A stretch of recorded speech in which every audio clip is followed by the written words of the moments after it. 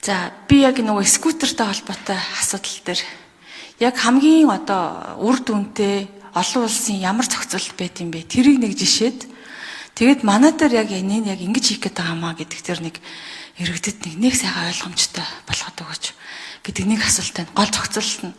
За тэгээ ярьж байгаа тэр зохицуулалтынх нь бид нар нэг шилжилт хийх нь шүү дээ. Тэрэн дээр жишээлбэл бидний одоо байгаа нөөц бололцоо хэр хангагдсан бэ? Дэд бүтцийн талаасаа, удирдлага хяналт талаасаа гэдэг асуудал байна.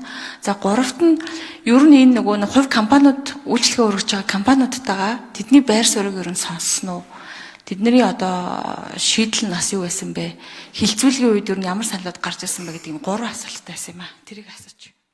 За тэгэхээр нэгдүгээрт бол яг энэ скутертэй холбоотой, энэ цахилгаан скутертэй холбоотой асуудал бол мэдээж бүх улс орнуудад шинэлэг зохицуултууд гарч ирж байгаа, маш их хэрэглэгдэж байгаа. Түгээмэл үүнээс бол одоо зарим улсын хувьд бол бүр мөсөн хаасан зохицуулт бол бас байгаа. Жишээлбэл Францын Парис хотноо жишээлбэл бүрэн хаацсан буюу яг энэ мопед, скутер явхад тэр замын аюулгүй байдал талаасаа бас боломжгүй гэдэг ийм дүгнэлтүүд бас гарч байгаа гарах тохиолдлууд байгаа. Одоо жишээлбэл яг Монголд гэхэд жишээлбэл одоо яг явган үний замаар явж байгаа буюу явган зорчигчдод гэмтэл учруулахын тохиолдлууд олон байгаад байдаг. Гэтэл яг автозам дээр явъя гэхэд тэнцээ аюулгүй байдал хангагдсан уугүй юу гэдэг асуудал гардаг гэдэг. Яг энтэй адилхан асуудлууд бол бүх улс оронд гарч байгаа.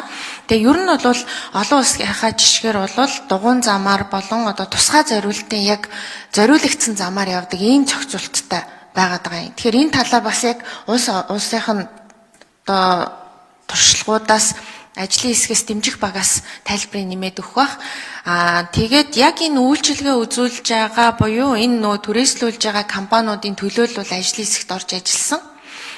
Тэдгээртээ бол яг одоо энэ нөгөө хуулийн хууль санаачлагчаас өргөн барьсан төсөл болон одоо яг энэ зарчмын зөрүүтэй саналуудыг боловсруулахад ажлын хэсэг оролцоход бол аж ахуйн нэгжийн төлөөллүүд бол бүрэн яг хамрагдаж оролцсон хурал алган дээр ирж оролцсон байгаа.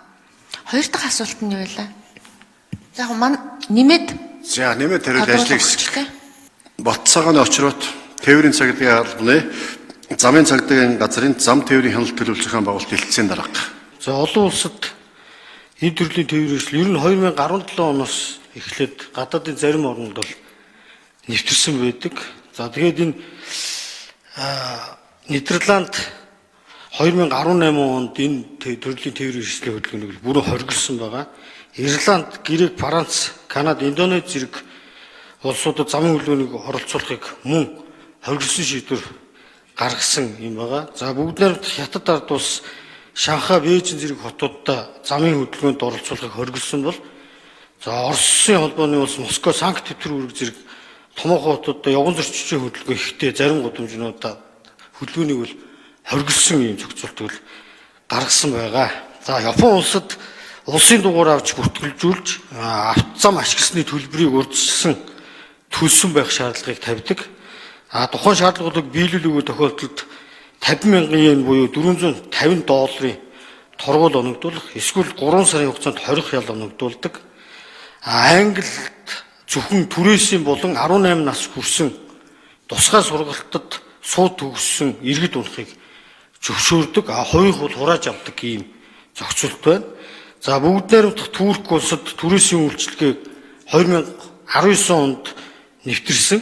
20 онд эцсээр одоо нэлээдгүй асуудал үүсэж хөгжлийн бэрхшээлтэй иргэд явган зорчих боломжгүй юм байсан учраас одоо тухайн улсын тээврийн дэд бүтцийн яамнаас нь түрээсийн скутер зориулсан эрх зүйн орчныг бүрдүүлэх ийм зохицуултыг хийгээд тусгай эрхлэх зөвшөөрөл олгох, мөн эрх авах байгууллагын хөрөнгийн доод хэмжээг нь тогтоож үйлчлэгэнд ажиллах скутерүүдийн хязгаарыг тухайлбал 250 гэж тогтоож өгсөн. За торгуул төлбөр төлөх электрон систем бүртгэгдсэн байх, техникийн шаардлага бүх стандартуудыг нэвтрүүлж түүнд нийцсэн байх шаардах ийм асуудлуудыг тусгасан ийм олон улсын жишгүүд байна. Ер нь энэ нөгөө явган зам болон энэ дэд бүтцийн асуудал бол үнэхээр хүртээмжтэй шууд холбоотой учраас би энэ дээр яг зорж ингэж тодруулаад байгаа юм л та. Тэгэхээр одоо жишээлбэл энэ хуулийн төслийн 12-ын 4-1 дээр зорчих хэсгийн баруун гар талын зах буюу хөвөөгөөр нийтийн тээврийн нэгээр 12-4 өдөр явган хүний замаар хурдыг цагт 10 км сэтгүүлгүй явах ба зорчигчид саад аюул учруулахгүйгээр зорчно гэж байгаа. Гол нь би нөгөө асуугаад байгаа нь ингэж зорчих тэр нөгөө нөөц бололцоо байсан уу? Ер нь бид нар энэ анх скутерыг оруулж зөвшөөрөхдөө одоо Монголд одоо ингээл хэрэглээд эхэлчихлээ шүү дээ. Тэгэхээр ингэхдээ ер нь одоо нөөцөд тооцдог юм уугүй. Бид нар нөгөө автомашин ярихдаа багтаамж замын ачааллыг ярьдаг шүү дээ, тий. Тэгэхээр яг энэ скутер ундаг дугаар дээр ер нь юм замын ачааллын тооцоол гаргасан юм байдгүй. Зам тээврийн яамны замын хөдөлгөөний аюулгүй байдлын мэргэжилтийн инх болдог гэж байна. За замын хөдөлгөөний аюулгүй байдал гэдэг бол хүн тээврээс зам орчин гэсэн 4 элементийн аюулгүй байдлын цогцоо гэдгийг бол энэ дэлхийн эрдэмтэд 1949 оноос эхлээд тогтооцсон. Тэгээд ер нь хүний сүүлийн үед бол ер нь дэд бүтц тээврийн хэрэгсэл гэдэг маань өөрөө хүний алдааг хүлцэх хэмжээний инженерийн шийдэл хийсэн онцлогтой байх ёстой гэдэг юмыг хэлсэн. За Монгол улсын хувьд бол ундаг дугуйн стандарт, явган хүний стандарт энэ төр гэдэг бол бүгдээрээ байж байгаа. За энэ бол бүгдээрээ стандартаар тооцоолохдоо нэг хүний эсэл хүн ямар байх юм. За явган зорчигч ингээд явахдаа хоёр сугдаж явж байгаа хоёр хүн одоо зөрж өнгөрөх. Дугуйн стандарт нь бол одоо хоёр дугуйд зөрж өнгөрөхдөө нэг дугуйны эзлэх хэмжээ нь бол 1 метр. Тэгээд нөгөө аюулгүй. За хариултаа дуусгач минут сунгаж гэх мэтлэнгээр ийм хэмжээнүүдийг заасан байдаг. Тэр хэмжээ нь харамсалтай нь бол одоо хэрэгжихгүй нэг ийм асуудалтай байж байгаа. Тэгэхээр энэ хэмжээг хэрэгжүүлэх шаардлагатай. Хоёрдугаарт нь бол одоо яадаг гэхээр энэ стандартын шаардлага тавигдсан зам гэдэг бол их чухал. Тухайлбал одоо хэрэглэгдэж байгаа явган хүний замын 90% нь бол одоо шаардлага хангахгүй. Одоо ундаг дугуй явахд шаардлага хангахгүй. Хоёрдугаарт нь бол ундаг дугуйн замын 70% нь бол шаардлага хангахгүй гэсэн ийм дүгнэлт гарсан байдаг. Тэгэхээр одоо энэ ундаг дугуй скутер явган хүний зам явахд бол одоо энэ дэд бүтцийг бий болгож их нь бол хамгийн чухал байна гэж хэлэх гээд. За тэгвэл одоо стандарт болон нөхцөл хард бүрдээгүй байна гэж байгаа. Тэгэхээр одоо энэ хууль дээр жишээлбэл шилжилтийн төлөвлөгөө гэдэг юм уу, нэгдүгээртийн тусгагдсан уу? Хоёрт гэвэл Улаанбаатар хотын хөгжлийн төлөвлөгөө байгаа. Одоо дэд бүтцтэй холбоотой нэлийн зузаан төлөвлөгөө байсан шүү дээ, засгийн газрын төлөвлөгөө. Тэр нь тусгагдсан заалттай шууд уйлдсан хэсэг энэ хууль дээр хаана байгаа вэ? Би нөгөө хөгцөн төслөөс бол холбож харахгүй учраас тодруулж байгаа шүү. За түрүүн Саранчулан гишүүний асуусан яг саяны заалт бол нөгөө зарчмын зөрүүтэй саналаар өөрчлөгдөж орж ирж байгаа. Өөрөөр хэлэх юм бол яг явган хүний замаар явахгүйгээр мопед түүнтэй адилтгах, түүний төрөлд хамаарах гэж ангилалд ороод үүгээрээ бол яг ундаг дугуйн замаар хэрвээ ундаг дугуйн зам байхгүй, ундаг дугуйн игнэ, ундаг дугуйн зам гэдэг хоёрыг замын хөдөлгөөний дүрмд заасан байгаа. Яг тэр зохицуулалтаар буюу замын хөдөлгөөний дүрмийн 25-ын 4, 25-ын 5-аар зохицуулагдаж явахаар орсон байгаа. Яг үүнтэй холбоотойгоор өнөөдөр энэ хуулийг хэрэгжүүлээд явхад маш төвөгшөлтэй байдал бий болж байгаа. Энэ утгаараа бол Монгол Улсын их хурлын тогтоолын төслийг бол хамт оруулж ирж байгаа. Тэгэхээр энэ тогтоолын төслөөр бол засгийн газарт болон нийслэлийн засаг дарга болон Улаанбаатар хотын захирагчид үүрэг өгөөд яг энэ замын стандартыг хангуулах, ундаг дугуйн зам, ундаг дугуйн игнийг стандартыг хангуулах гэдэг үүргийг. За гүйцэг хариулчээ. Оюн гишүүний микрофон. За дутуулж. За.